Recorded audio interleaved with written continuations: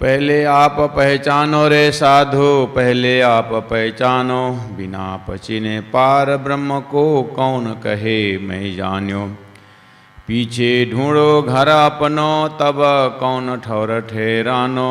जब लग घर पावत नहीं अपनो, तोलो भटकत फिरत भर मानो, तोलो भटकत फिरत भर मानो।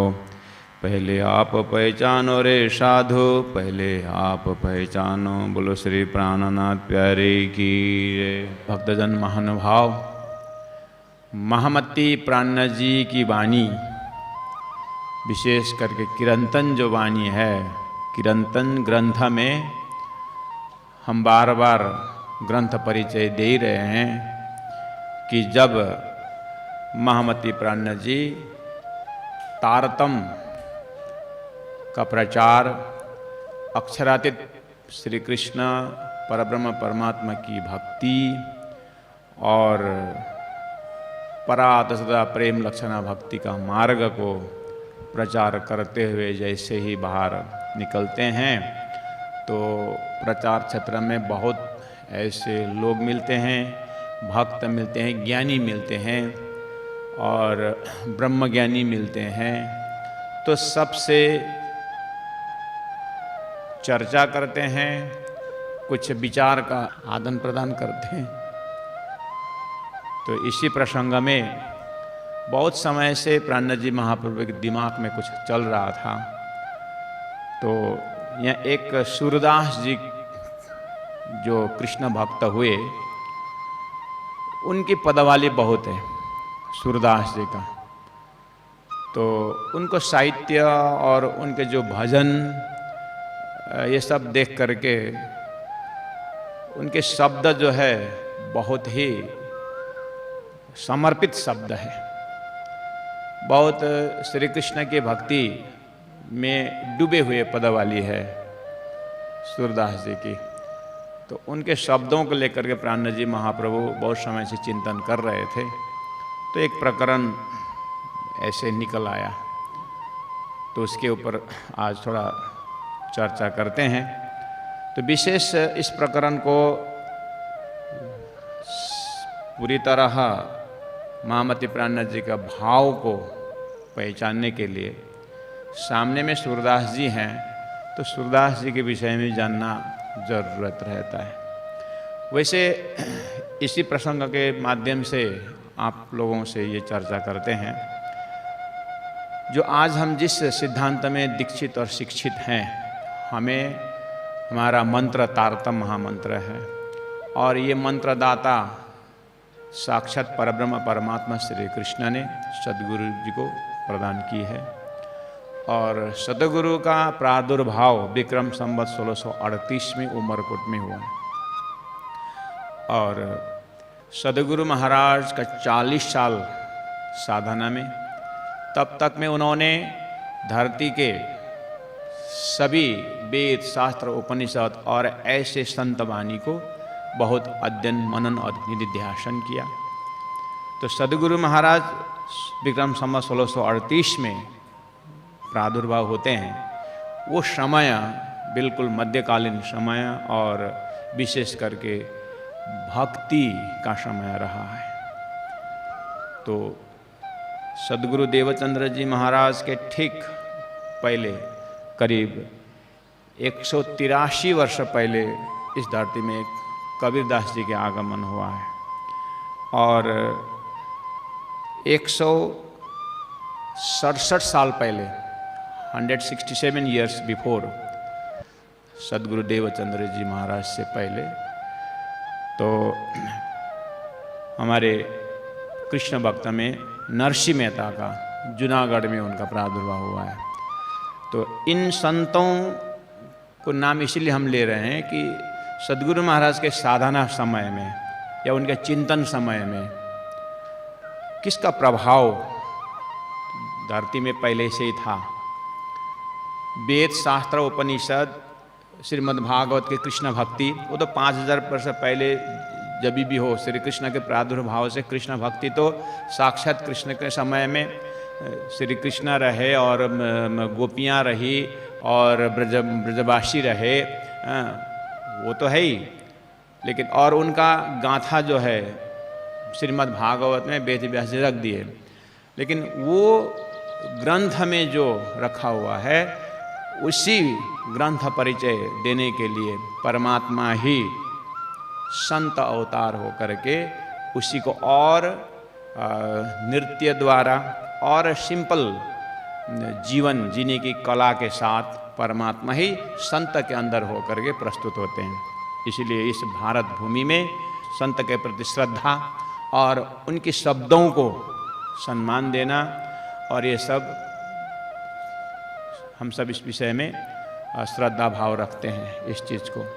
तो सद्गुरु देवचंद्र जी महाराज से पहले इन नरसिंह भगत जैसे और गुरु नानक, उनको 112 वर्ष पहले सदगुरु आने से पहले उनकी भी जो उनके भाषा में जो उन्होंने गुरु ग्रंथ साहिब लिखी है वो भी भक्ति ओरिएंटेड ग्रंथ है। कहने का मतलब है उस समय के वातावरण बिल्कुल कृष्ण भक्ति से ओतप्रोत रहा है। और ऐसा कहा जाता है कि सद्गुरु देवचंद्र जी महाराज के आगमन से 108 साल पहले हित हरिवंश जो भी उनका भी साहित्य कृष्ण समर्पण है। और इन्हीं भक्ति का आचार्य जो भी हुए, इन्होंने कृष्ण भक्ति को अपने शब्दों से, श्रीमद् भागवत में तो है ही, मैंने पहले बोला, लेकिन इन संतों ने बहुत ही कृष्ण भक्ति को आगे बढ़ाया और एकदम गांव-गांव सभी प्रकार के वर्गों में पहुंच करके सबके हृदय में कृष्ण भक्ति का ज्वाला प्रकट किया है। और एक तरफ ज्ञान का मार्ग है, एक तरफ कर्म का मार्ग है, तो भक्ति का मार्ग भी। तो कोई ज्ञान को ज़्यादा जोड़ दे करके ज्ञान से ही मुक्ति है, ये भी तर्क है। ये भक्ति का आचार्य लोग ने कहा ज्ञान ठीक है परमात्मा के जानने के लिए, लेकिन अगर परमात्मा का अनुग्रह नहीं होता है ना, परमात्मा की कृपा नहीं होगी ना, ज्ञान भी उदय नहीं होता है। इसीलिए परमात्मा का कृपा ही सबसे बड़ा है।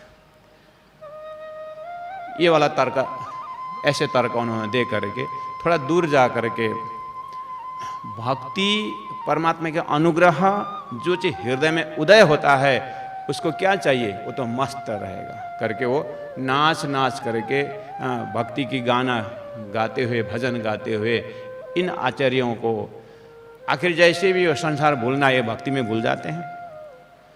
और परमात्मा से मिलना है, इनको जहीं कहीं यत्र तत्र परमात्मा दिखाई देती है, तो और क्या चाहिए। तो ये धारा भी कम नहीं है। तो सद्गुरु देवचंद्र जी महाराज से ठीक 95 इयर्स पहले चैतन्य महाप्रभु भी प्रकट हुए हैं बंगाल के भूमि में।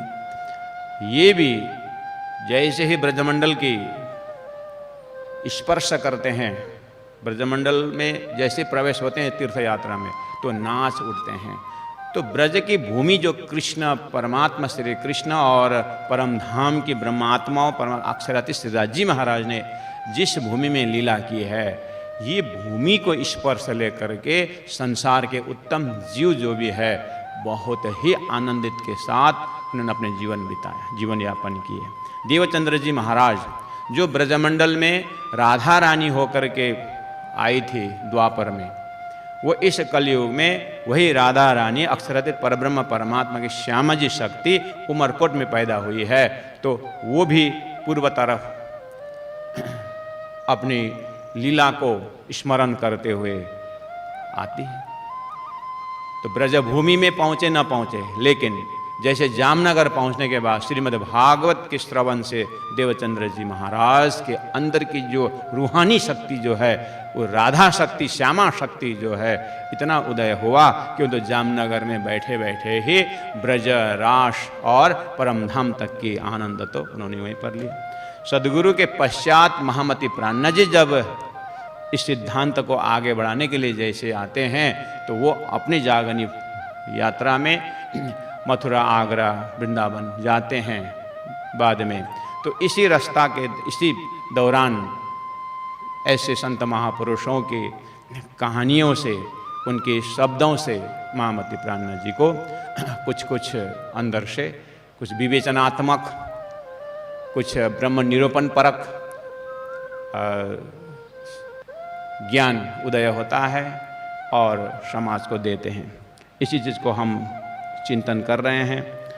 तो सद्गुरु देवचंद्र जी महाराज का ठीक उनका प्रकट होने से 93 ईयर्स पहले, 93 साल पहले सूरदास जी प्रकट होते हैं संसार में, उनका आगमन होता है। सूरदास जिनके विषय में आज हम बोल रहे हैं कि पतित शिरोमणि यूँ कहे जो प्रकरण महामती प्राणनाथ जी ने कीर्तन में रखे, ये सूरदास जी के पदावली परक, उसके ऊपर कुछ जानकारी होनी चाहिए, तब जा कर के ये प्रकरण का कुछ आनंद दूसरे मतलब इसमें क्या विशेष संकेत है वो समझ में आ जाता है। तो इस तरह से सूरदास जी का आगमन सद्गुरु के समय से, जब 93 साल पहले सूरदास जी धरती में आए। अब सूरदास जी का जन्म आगरा और मथुरा के बीच में जो जमीन है, इसी बीच में इसी गांव करके, इतना संतों का अलग अलग मत है, लेकिन है इसी एरिया में, मथुरा और आगरा के बीच में उनका सूरदास जी का जन्म हुआ है। तो सूरदास जी का जन्म का समय हुआ, इसका मतलब सद्गुरु से 93 ईयर्स पहला, इसका मतलब है विक्रम संवत 1540 और 45 के बीच माना जाता है। विक्रम संवत 1540-45 के पास। तो इसका मतलब 1540-45 में सूरदास जी प्रकट हो रहे हैं। तो सूरदास जी तो प्रकट हुए, लेकिन ये किन के शिष्य हैं ये? इन्होंने कहाँ गुरु की या क्या है? तो इस विषय में सूरदास जी के जो पदावली और उनके विषय में कहा जाता है कि सूरदास जी वल्लभाचार्य के शिष्य थे। वल्लभाचार्य जिनका दार्शनिक परिचय है, उन्होंने जो मत दिए हैं, दार्शनिक परिचय है कि शुद्धाद्वैत सिद्धांतवाद है वल्लभाचार्य, और भक्ति मार्ग के परिचय में वल्लभाचार्य को पुष्टि मार्ग से जाना जाता है। अगर भक्ति के उसमें देखें तो उनका पुष्टि मार्गी, पुष्टि मतलब पोषण मतलब कि भक्त का यानी आत्मा का ताकत जो है, पोषण, भक्त का पोषण होता है परमात्मा के अनुग्रह से, इसीलिए पुष्टि मार्ग के नाम से जाना जाता है। कहने का मतलब इन्होंने ज्ञान को अपने जगह में रखा है, लेकिन ज्ञान से भी उत्तम परमात्मा के अनुग्रह जरूरत है, और परमात्मा के अनुग्रह से ही, कृपा से ही, दया से ही जीव की मुक्ति है, अन्यथा नहीं। तुम जितने भी ज्ञानी बनो, जितना भी विवेचन करो, लेकिन परमात्मा का अनुग्रह अगर नहीं है तो तुम्हारा ज्ञान आगे बढ़ने वाला नहीं, न ज्ञान से कुछ करने वाला। इस तरह से भक्ति को ऊपर रख करके वल्लभाचार्य का सिद्धांत में सूरदास जी दीक्षित हुए हैं। अब सूरदास जी इस तरह से वल्लभाचार्य के शिष्य रहे। अब सूरदास जी जन्म से तो अंधे नहीं थे, सूरदास जी बाद में अंधे हो गए, और अंधे होने के कारण 1600 शताब्दी, ये 1500-16 शताब्दी का जो समय है, ये भारत में मुगल का, मुसलमानों का समय रहा है। तो जो सूरदास जी का जो जितने भी परिवार, उनके पिताजी, ये लोग 6 भाई, टोटल 7 भाई थे ये लोग, तो 6 भाई जो सूरदास जी के रहे, वो मुसलमानों से लड़ाई करते समय 6 को 6 मर गए। अकेला सूरदास जी वो भी अंधे थे उस समय में, जन्म से अंधे नहीं थे, लेकिन बाद में अंधे हो गए। तो उस समय में उनका भाई लोग भी मर गए। तो अब ये अंधा बेचारा भाई अकेला भटकता हुआ जा रहे थे, तो कहीं कुएं में गिर गए। कुएं में गिरने के बाद 7 दिन तक किसी ने देखा नहीं, वो तो 7 दिन तक कुएं में पड़े रहे। तो 7वां दिन परमात्मा श्री कृष्ण सूरदास जी के समय प्रकट हो गए और उनको दर्शन दिया। दर्शन दिया, इसे आँख से तो दिया। आँख देखते थे, बीच में अंधे हो गए, कुएं में गिरे। अब जैसे ही कुआं से निकालने का जब प्रसंग आया तो उन्होंने उनको पकड़ा और जमीन से बाहर निकाले, देखा, संसार भी देखा, कृष्ण को भी देखा। और कृष्ण को देख करके उन्होंने फिर आंख बंद किए और बोले कि भगवान मुझे वरदान दीजिए, वरदान मुझे ये दीजिए कि जिस आंख से आंख का दर्शन हो गया है, अब मुझे विश्व का, संसार का दर्शन करने मुझे नहीं इच्छा है, यानी मुझे अब संसार का दर्शन करना नहीं है। तो फिर अंधे हो गए, फिर से अंधा हो गए। तब से इनके हृदय में अब जो स्वरूप ने, श्री कृष्ण का जो स्वरूप ने दर्शन दिया था, बस यही रहा। और इसी स्वरूप के आधार पर उनको ब्रज दिखता था और गोपियां दिखती थी, सखियां दिखते थे। अब इस तरह से इनका पूरा जीवन जो है अब इन्होंने कृष्ण भक्ति में ही निकाले। अब वल्लभाचार्य के शिष्य तो थे ही। वल्लभाचार्य का शिष्य पुत्र विठलेश्वर, कोई शिष्य कोई पुत्र माने, लेकिन पुत्र ही ज़्यादा जोड़ में दिया जाता है। वल्लभाचार्य का जब पुत्र उनके पिताजी के स्थान पर जब आए तो वल्लभाचार्य का शिष्य जो है बहुत थे, उसमें से 8 ऐसे शिष्य रहे। इसमें से 1 नंबर शिष्य सूरदास जी को माना जाता है। और सूरदास जी है और नंददास जी है, कुम्मन दास है, इनके बोलते अष्टछाप बोला जाता है। मतलब 8 ऐसे कवि प्लस भक्त रहे जिन्होंने श्री कृष्ण को साक्षात्कार किए हैं। वैसे भी वल्लभाचार्य भी अब वल्लभाचार्य के अपने जीवन के विषय में, उनके जीवन के विषय में हम जब हृदय में कुछ स्थान देते हैं तो उनके शिष्य से पता चलता है कि वो गुरु कितने कृष्ण भक्ति के पर कितनी गहराई से थे। तो इन सूरदास की पदावली, नंददास की पदावली और परमानंद दास करके, कृष्णदास करके हुए, और कहा जाता है स्वामी टाइटल से गोविंद दास स्वामी और छित स्वामी, इस तरह से 2 स्वामी भी उसमें टाइटल में, नंबर दास ज़्यादा है, और एक और है चतुर्भुज दास है। तो ये 8 जो भक्त हुए वल्लभाचार्य के जो शिष्य हुए, तो इन 8 जन ने ब्रज की भूमि के विषय में और ब्रज गोपियों के गोपी गीत में और कृष्ण की भक्ति प्रेम के विषय में इनकी पदावली ने उस समय में बहुत ही, बिजनेस के भाषा में कहूँ तो बहुत मार्केट लिया। जन जन में कृष्ण भक्ति का जो एक धारा बहाया कि यही वल्लभाचार्य के इन शिष्यों को उस समय में माना जाता है। तो उसमें से सूरदास जी का प्रसंग में हम अगर कहें तो कहा जाता है कि श्रीमद् भागवत तो प्रेममय ही शास्त्र है, पुराण है, ग्रंथ है, सम्माननीय है, लेकिन उसे 10वें स्कंद के ऊपर तो स्वयं वल्लभाचार्य ने जोड़ दिया हुआ है। और उसमें भी ब्रज भूमि और रास के भूमि से, वृंदावन के भूमि से बाहर ये सूरदास जी की पदावली नहीं जाता है। इन्होंने 1,25,000 पदावली खाली ब्रज भूमि के ऊपर लिखे हैं सूरदास जी। हालांकि आजकल कम मिलता है, लेकिन उनके साहित्य ऐसा कहा जाता है। और इनकी अंदर से ऐसी प्रवाह कृष्ण भक्ति की प्रकट होती थी, तो कहा जाता है कि एक लेखक बैठना पड़ता था, और लेखक जो उनके मुख से जब पदावली निकलती है तो लिखने वाले बैठते थे, बोलते हैं।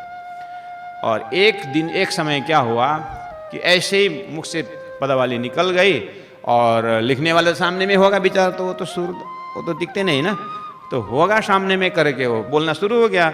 भजन निकल रहा है, पदावली निकल रही है, वो तो डूबे हुए हैं। लेकिन ऐसा हुआ कि मेरा हृदय से चिंतन आ रहा है, लेकिन जीवा में आने से पहले कोई लिख रहा है। शब्द अंदर से निकल रहा है लेकिन मुख से निकला नहीं हुआ, वहां पर उच्चारण होकर के कोई लिख रहा है। तो सूरदास जी ने कहा, मेरे दिल में तो आया है लेकिन मुख से निकला नहीं हुआ, लिख रहा है कौन? पकड़ लिया हाथ, ये कृष्ण ही हो सकता है, बाकी कोई नहीं हो सकता है, ये लेखक कृष्ण ही होना चाहिए। जैसे पकड़ लिया तो श्री कृष्ण ही थे, हाथ छुड़ा के चले गए। लिख रहे थे, उसमें लेखक कहाँ गया था पता नहीं, लेकिन शब्द निकल गया तो लेखक जो है पहले लिख रहा है। अब मुख से अंदर से आया तो निकले, आवाज पहले आ रहा है, कान में पहला आवाज आ रहा है, जो दिल में वो कान में सुनाई दे रहा है। तो ये लिख रहा है कौन? पकड़ लिया, ये कृष्ण के सिवाय दूसरा कोई हो ही नहीं सकता है। जैसे निकल तब उनके मुख से निकलता है, हाथ छुड़ा के जाता हो निर्बल जाने के मोही, मुझे निर्बल समझ करके जा रहे हो ना, मेरे हृदय से जाके दिखाओ। है? तो ये उस समय की घटना। कहने का मतलब है कि सूरदास जी का जो पदावली है कि इस क्षेत्र में ऐसा कहा जाता है कि जैसे 1620 विक्रम संवत में ये वल्लभाचार्य का पुत्र ही जो स्वामी उस गद्दी उसे वो गादी में थे, तो उस समय में रसरास का कुछ प्रसंग चल रहा था। तो रसरास का समय चलते चलते सूरदास जी वहीं पर उनका चेतना जो है रसरास के लिए चला गया हो, जो भी है उनका शरीर उस समय छूट गया, ऐसा सूरदास जी के विषय में कहा जाता है। तो प्यारे भक्तजन महानुभाव सुंदर साथ जी, महामती प्राणनाथ जी का समय है। महामती का संसार में आगमन तो विक्रम संवत 1675 है, और 1675 से 1700 और 1729 और 30 के आसपास गोकुल वृंदावन के पास में महामती प्राणनाथ जी, और 1735 में हरिद्वार में शास्त्रार्थ।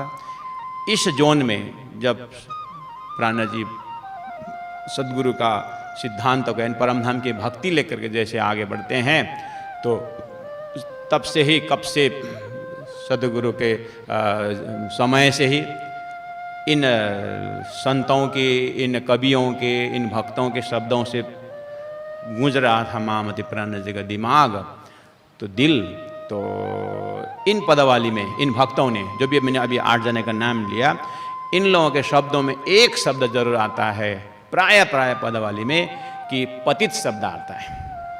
पतित इस अर्थ में आता है कि भक्त का धर्म ही है कि हे परमात्मा, आपके सामने हम पतित हैं, हम गिरे हुए हैं, हम धर्म छोड़े वाला है।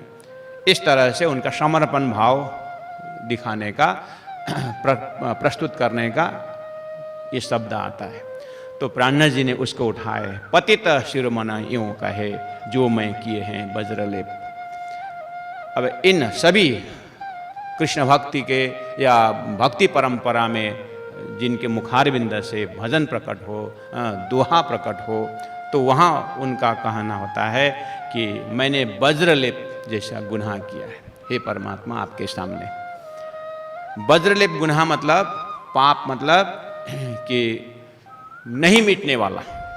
जैसे आप किसी कपड़ा में अगर ये केले के जो गम लग जाता है ना, कपड़ा चला जाता है लेकिन वो दाग नहीं जाता है।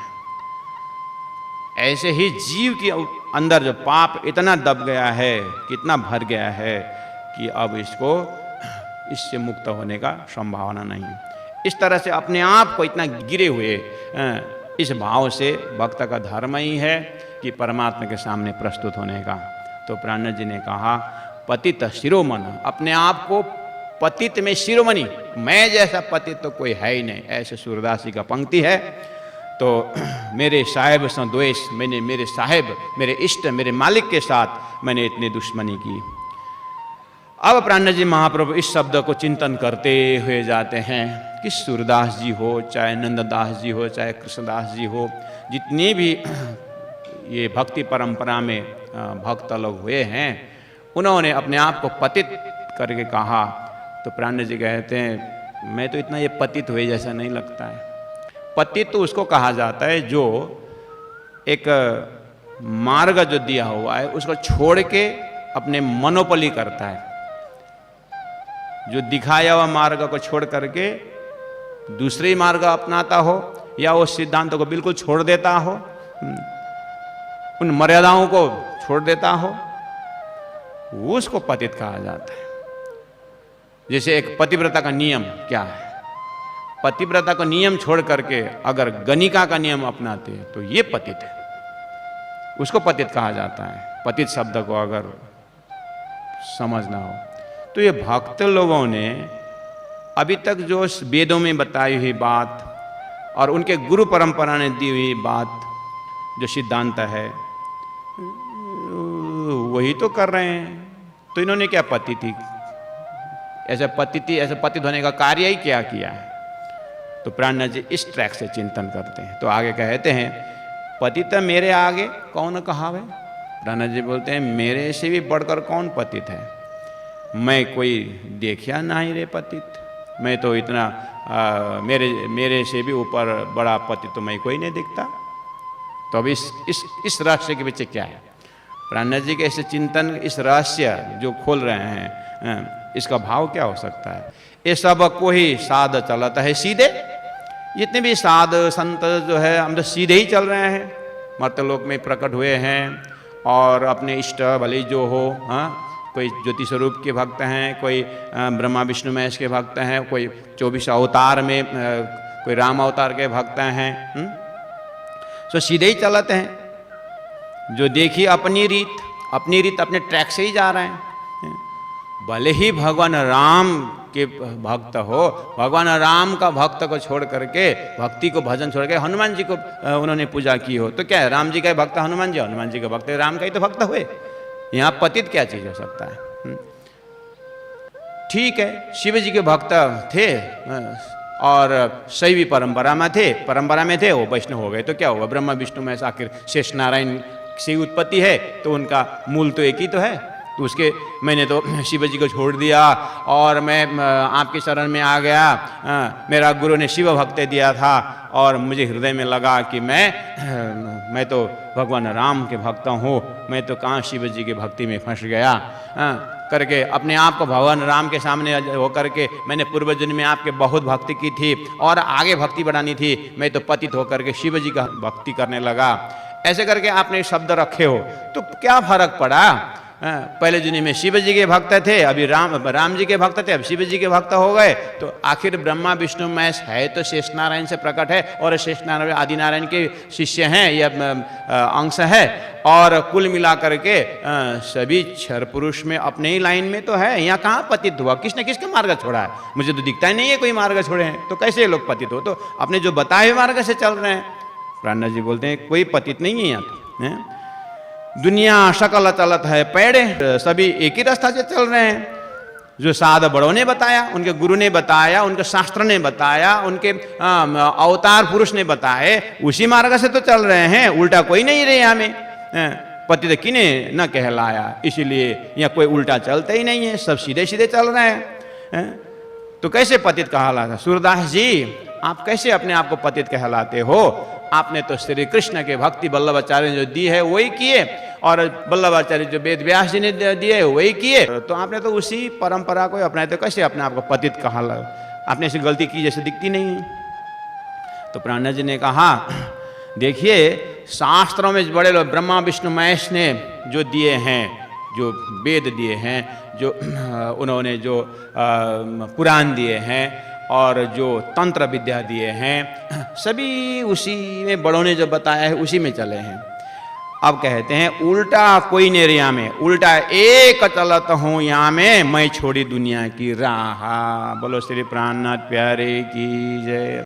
बहुत बहुत धन्यवाद, प्रणाम। बोले चाले पर कोई न पहचाने,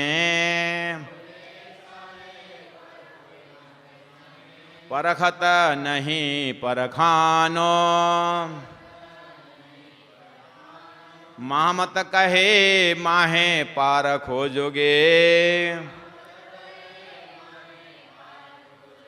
तब जाए आपो लखानो, तब जाए आपो लखानो। बोलो श्री प्राणनाथ प्यारे की जय, सतगुरु महाराज की जय, तीनों पुरी धाम की जय, गुरु जी 108 मंगलदास महाराज की जय। प्रणाम।